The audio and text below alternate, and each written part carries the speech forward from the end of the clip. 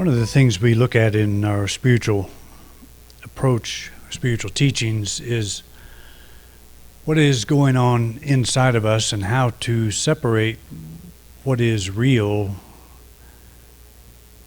what is really happening, what we can do about what is happening, how to respond to it from a high level. And what we observe, it's not always easy to remember, but what we observe is that it is a reaction to an event that usually causes the problem. That things happen and we have a reaction to it. Just think about that. Is a reaction, it's an effect. It is, we're having a reaction to something that happened before. And there's times when we have to do this. I was notified, I guess, by several people, some of you, that my Facebook account had been hacked and somebody in my name was trying to friend people and actually get money from them. So I really want to get hold of this guy because I want to see how much he made. See what he owes me.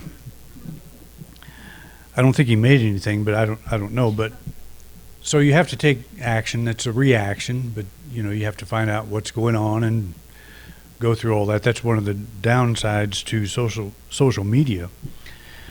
And I have no idea how that works, but apparently they get your picture and your list of friends, and then they contact all of them under your name. It's a pretty strange thing, but it happens, and most people, I think, on Facebook understand what to do. If you're already a friend of somebody, you don't friend them again. So, but I didn't know that. So, I didn't know what was going on. I've only been on it for like 15 years, and it's the first time that's happened. So we don't want to discount the times we need to react, and that's a small item. But another thing is, you remember the earthquake that I think it was 2004 in the Indian Ocean that caused that horrific tsunami. And it's a similar thing, and we don't want to ignore that either. But scientists look for the source. They look for the epicenter when something like that occurs, and they found it was an earthquake that had occurred in the Indian Ocean. And what's interesting about that and the resulting tsunami is that there's hardly any evidence that anything's happened. If you're out apparently on a ship in the ocean and the tsunami can go right under you and it might raise your boat just a little bit, but you don't know what it is, nothing unusual, until that thing hits ashore. And the further inland it gets, the higher it gets and the more deadly it gets. And we just witnessed, 250,000 people lost their lives in that unexpected thing. So in a case like that, it doesn't really do any good to find the epicenter. We can report it and we understand that happened, but so then what do? Do we super glue all fault lines on this planet so that'll never happen again? You can't do it.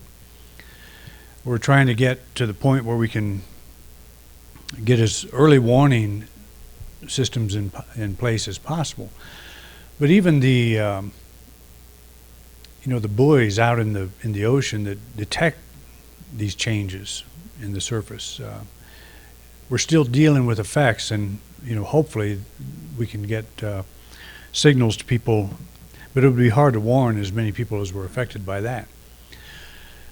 But so much of our life is spent reacting, and there's a time to do that. There's a time to prepare, for a proper reaction to something like that. But as we are seeking to apply spiritual principles to our lives, we're not interested as much in the reaction as we are in the action, in getting to the core, getting to the source. And it's because we live so much in a reactionary state that we have feelings like being stuck in life, having The feeling of being stuck in life is probably one of the most common expressions of frustration. And the likely reason Henry David Thoreau wrote his famous line, "Most men lead lives of quiet desperation and go to the grave with the song still in them."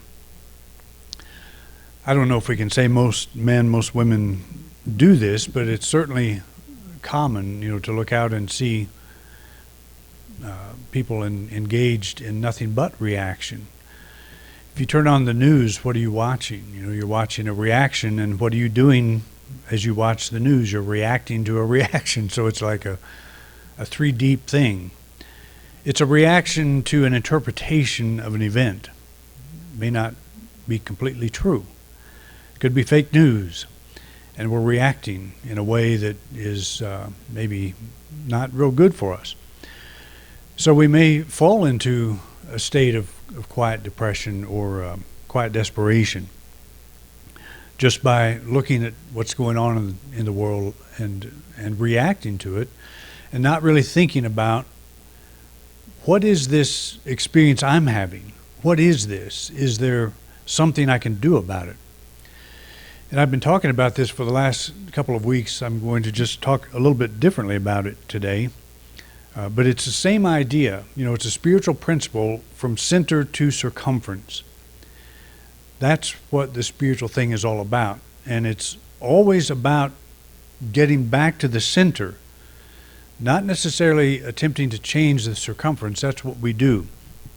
You toss a pebble into a pool, and at the center of where that pebble hits, that's the beginning. That's the epicenter of the following reaction of the wave reaction that comes from that place. And so we want to learn to get to that epicenter, get to that place where the quality of our life actually begins. And that is in our interpretation, in our understanding that it's not the thing that's going on that's causing us so much grief, although it's not that, we don't want to discount things like this, but it's our reaction to it that either lifts us up or tears us down. One person can see a situation as a problem, another can see it as a great opportunity. And that's really what drives commerce, is people that have the ability to see a need and meet that need, instead of going around saying, "Boy, we sure need this thing. I wish somebody come up with it." Well, they come up with it, and there's a response to that, and it's a positive response. But on a spiritual level, just thinking of your life and what you're going through, and just think of all the things that are going through your head, throughout the day, and the things you're reacting to, the things you maybe that frighten you a little bit, or the things that make you angry or whatever. All of this is at the level of reaction. It's a reactionary level. And don't we live there most of the time? That's where we are most of the time. And often when we're praying for change, are we not often praying for a good excuse to have another reaction, a different reaction? It's like, what I'm praying for is to get rid of my reaction, is to heal my reaction. I'm afraid. I need an answer to take my fear away. So that's how we approach it, and we then focus on, gosh, I wish I would have known that earthquake was coming. I wish I would have known, this was about to happen. Well, there's always going to be things in life that we don't know are going to happen.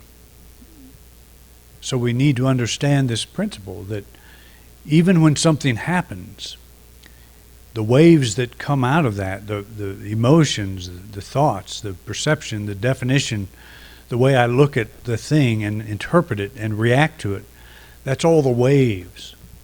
That's the effect. I want the cause. I want to initiate a new cause, to get back to the heart of the issue.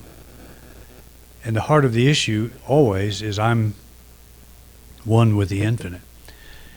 And it's a new possibility to get back into my core. Gives me a new power, a new possibility to look at this thing again and say, I don't have to have this reaction. I don't have to be at that level. I can know that greater good is now unfolding through me, that something better is coming as the result of this, and it changes the way the waves look. We like action, and this is one of the things we get into. We like action. We like to initiate change, then go on to the next thing with the feeling that our life is progressing. We like this idea of a progressive life. I'm moving up and up and up all the time. I'm getting more enlightened every day, as I go. That's how we like to think. But that is a false perception. And we're going to be disappointed because we're going to have a reaction to something that we don't know where it came from. We don't know where the reaction came from. We thought we were larger than this. Why am I feeling this way? Why am I thinking this way? I should be past this. And so we go down that road. I should know better. And so we start beating ourselves up that way. And we add to the whole pile, well, I guess I just have a long way to go. And it's like, that's the reaction. The action is whatever happens, but it's our interpretation of that.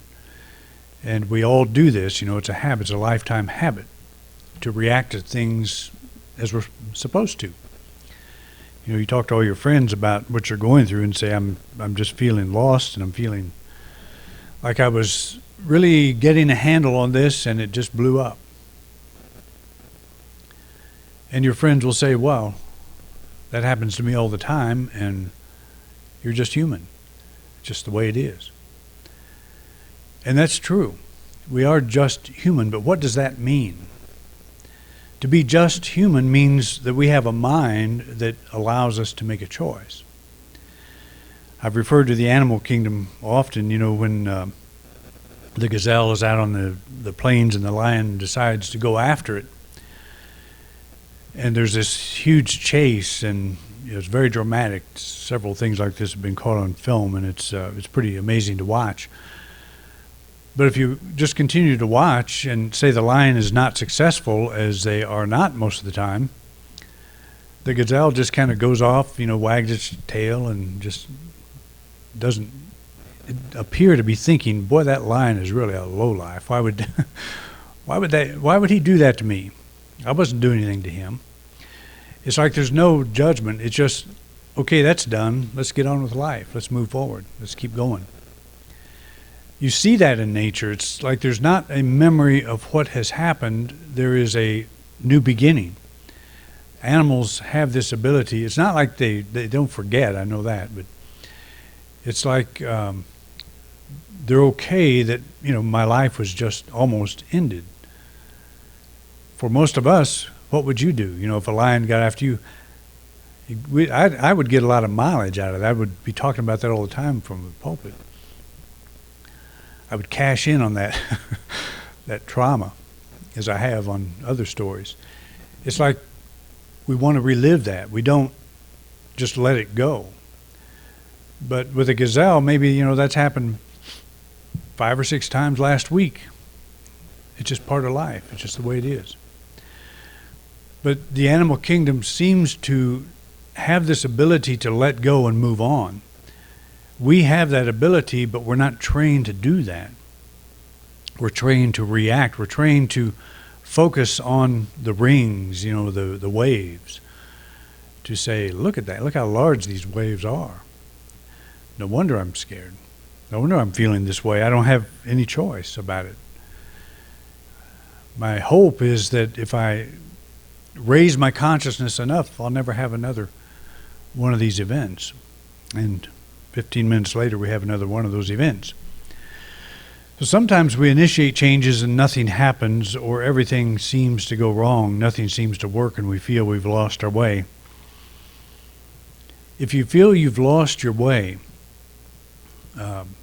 I'm here to remind you that you haven't, because there's only one way, and we all know it. And that is to get back to our center, and you know this. Jesus spoke some words that can serve as a very important reminder when we feel we're floundering in life. I am the way, the truth, and the life. Very simple. And what have we been trained to think of when we hear these words? We've been trained to think this is the story of Jesus.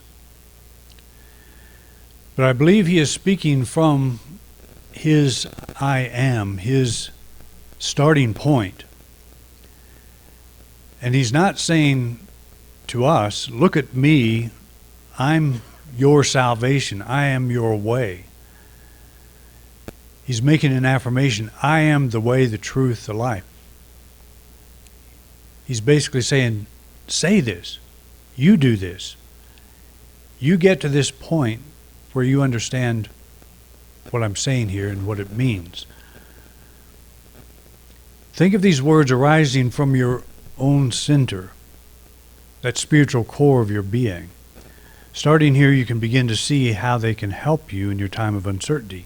Okay, that's getting back to our center of power again. You think of this statement, I am. In all spiritual disciplines of the New Thought genre, at least, have said, I am is one of the most powerful affirmations that we can make. And why would that be? Because we are making a statement of being of ourselves with nothing added. This is me. I'm affirming my center of power. Because what would we say normally when we're having a difficulty in life? I am unhappy. I am sad. I am not sure about what I'm to do. See, we attach all these things to the I am. So Jesus was saying, erase that. I am the way, the truth, the life. The I am the center where the pebble hits the water. That's the beginning. He's saying, get back to that point of power. The I am. And I have found that if in my times of quiet, if my mind is running all over the place as it does from time to time, to just say quietly, even speak aloud, I am. I am. And just let those words resonate. Let them bring you into this now moment where that pebble, that very instant the pebble hits the water. Nothing has happened yet. I am. I am pure being, unadulterated truth. That's what I am at my core. When I am frantic, is that who I am? When I'm feeling frantic? Is that how I was created? Is that what I am? Do I have a choice to not be that? And the answer is yes. What is this whole spiritual thing about? Why are we studying this stuff? Why are we reading these books? Why are we coming here? Why are we thinking that we're going to get so much information into our head someday that we'll be able to interpret everything in a way that doesn't bother us? But what if you understood that the I that you are, your I am, your spiritual center, has always been intact, has never needed any improvement whatsoever. It's when you get out there in the ripples, out there in the waves, out there in the reactions. That's the world that we're trying to repair. But that's not the way, the truth, and the life. That's a reaction. That's an effect. We want to get to the cause. Think of your I am as the axle that holds the spinning wheel of your external life. There's a part of a road or a trail, I guess, from when people were coming out west years ago, just out on Highway 50 toward Delta. If any of you pulled over there and seen that place, there's not much to look at. I had my drone out there flying around trying to get some good photos of it, and there's not a lot even to see from the air. But apparently that's where everybody went through. And when I think of a wagon, a wheel spinning, I think of an old wagon wheel, and I think of the axle or the hub.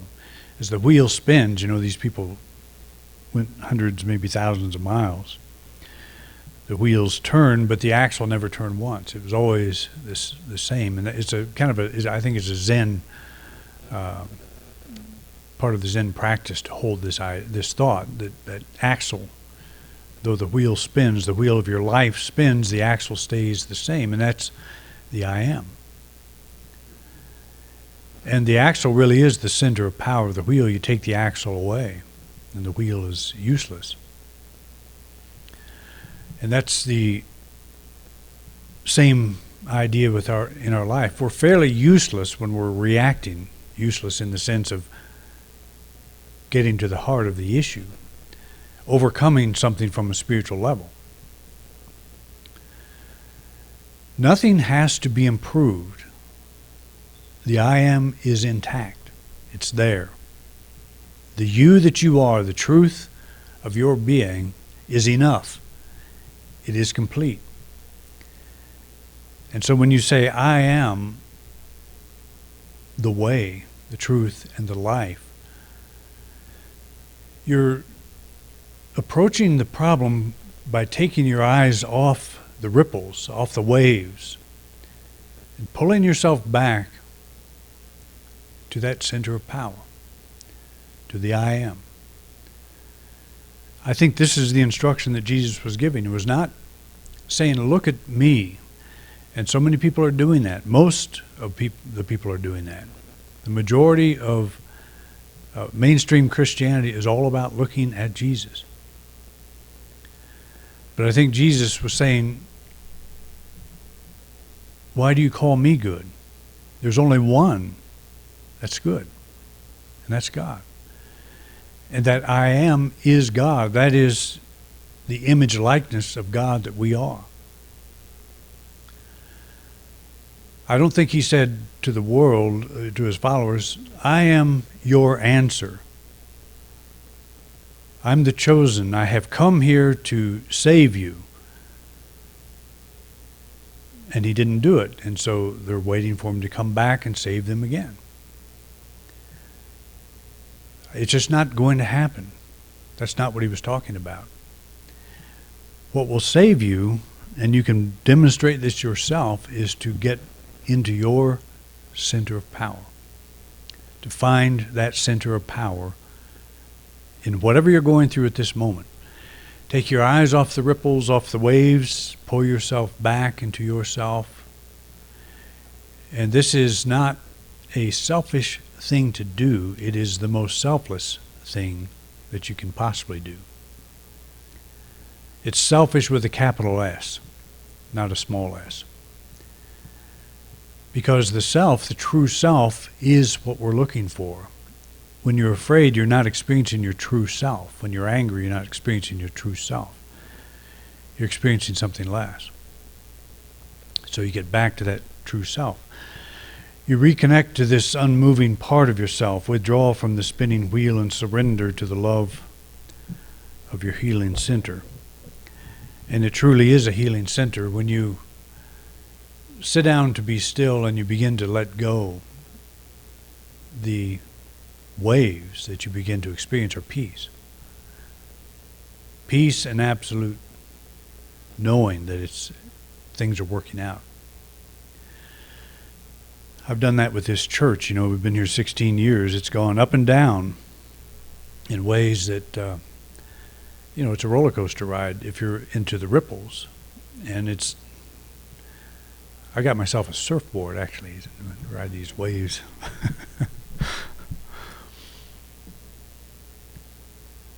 It occurs to me that if I get concerned about something that's going on here, about the condition of the church, I think about, weren't you concerned about this 5 years ago?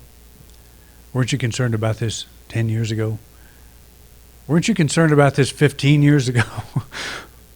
Weren't you concerned about this the day you got here? and you had to call in sick? Has it blown up? Are you still breathing? Are you still here? You still have a church? It's like the guy that is going to have a heart attack any minute. And so everybody around him, well, you could have a heart attack any minute, so we got to watch this. You know. He coughs. Are you all right?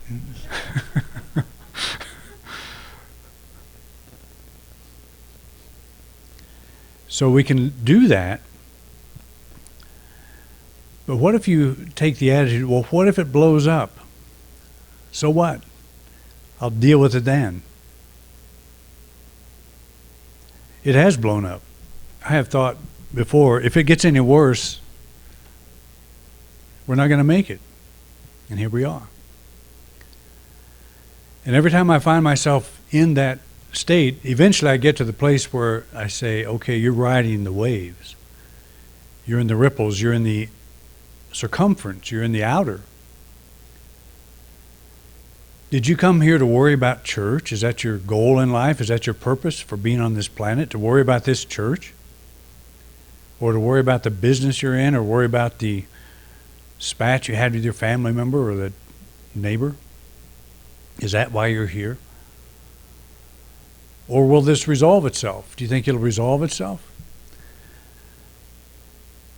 I don't really know if it will or not, but what I do know is as long as that thing is in control of how I'm feeling, then I don't have a prayer. Because we'll resolve that thing, it'll pass, but then something else will come up and we'll be back there again. Well, we do this all the time. There's always going to be earthquakes. But we don't always have to react to them. We can, and in a sense, that's what I see, putting alarms out. It's a way of saying, okay, here's an event that's happened.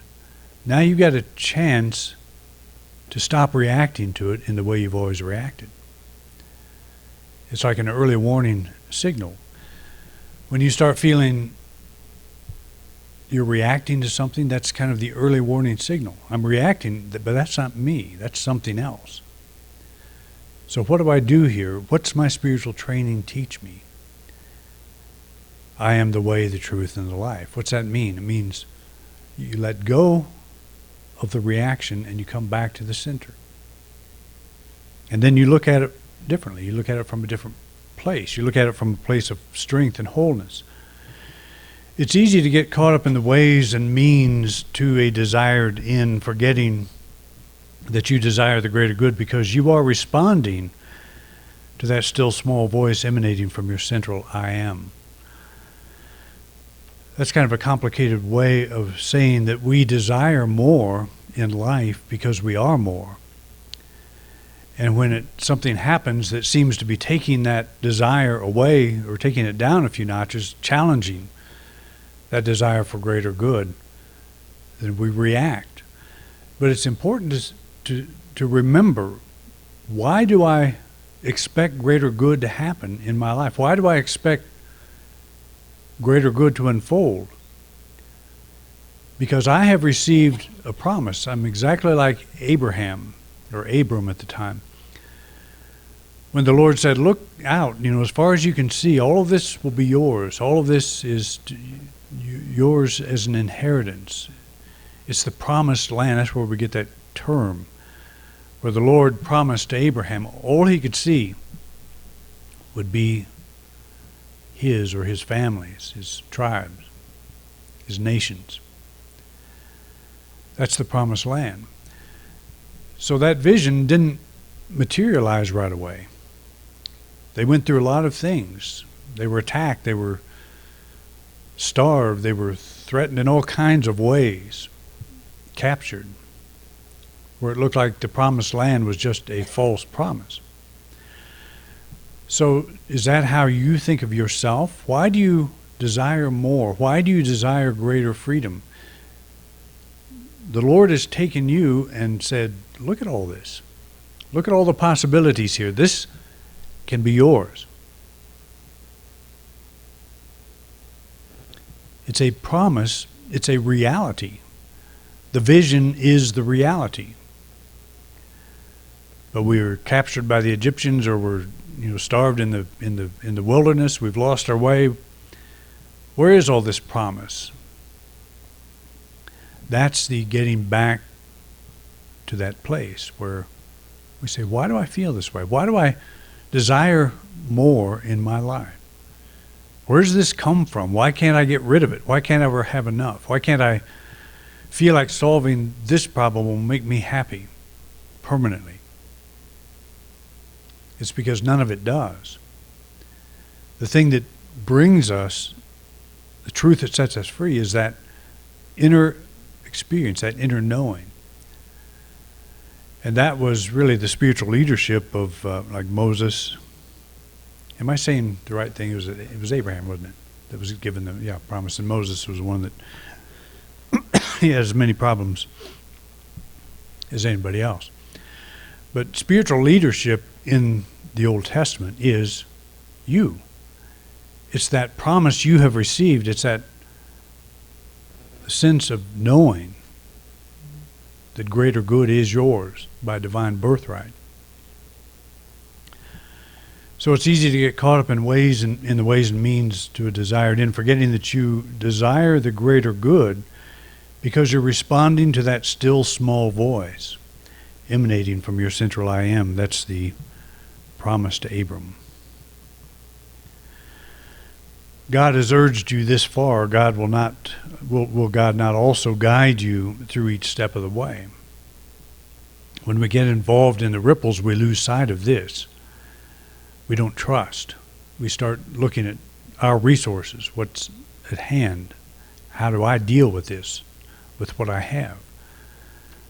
But if we open ourselves, if we find that center of power and we approach the same problem, we'll find resources we didn't know we had.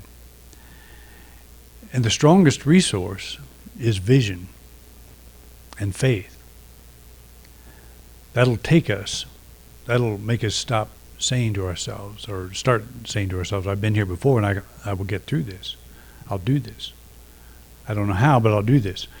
Rekindle your faith in your indwelling guidance. Experience again that assurance that I am with you always. And that's a very powerful thought. I am with you always. Behold, I'm with you always. That was the prodigal's father saying to the older son, I'm with you always. All that I have is yours. That's the promise. That's the statement that's being made to us, every one of us. So we surrender in trust to that all-knowing, all-loving presence of God within you. Right where you are, open yourself to knowing that every step you take is the right step. That you are now being guided and protected in ways that will soon be perfectly clear. If you're going through something at this moment, just say, I'm glad this is happening because it's going to demonstrate. I'm going to see a demonstration of something I didn't know was there. You're going to find something in yourself that you didn't know you had. And that's, I think, what this life is all about. We are unique individuals. We have our unique gift to give. When we are reacting in fear, we're not us. We're not ourselves. So we get back to that center and we find the strength that we need. All right? Thank you for coming out. We'll see you next week. You've been watching a talk presented at the Unity Church of Grand Junction by Reverend Doug Bator. We would like to thank everyone who joined us here today in beautiful Grand Junction, Colorado, as well as those of you who are joining us online. Thank you so much for watching. If you like this video, please like and subscribe to our channel. Also, please feel free to share this video with anyone you think might be interested or benefit from this message. If this video brought value to your life, please consider making a donation by clicking the link below to our PayPal donation account. Thanks again so much for watching.